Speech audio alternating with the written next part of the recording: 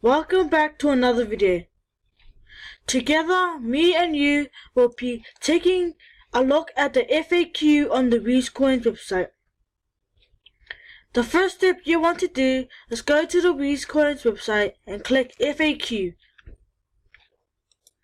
On this page, you can see top questions. You could also see score, which is the number of the page.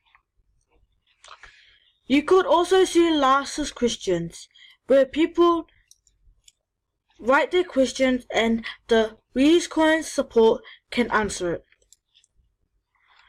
It will say ask your question. Check out Bitcoin Stack Exchange. See if your questions are among the 8,000 queries already answered. If not, don't be afraid to ask. This is the frequently asked questions. Find answers to sure questions and myths about Bitcoin. On this page, you could see table of contents. There are lots of questions that the WeUseCoins have answered. It will say general. What is Bitcoin? Who created Bitcoin? This is also on the front page of the WeUseCoins website. There are loads of questions and answers that the WeUseCoins have been learning.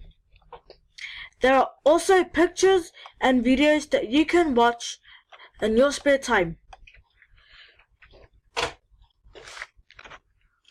So I'm going to end the video right here.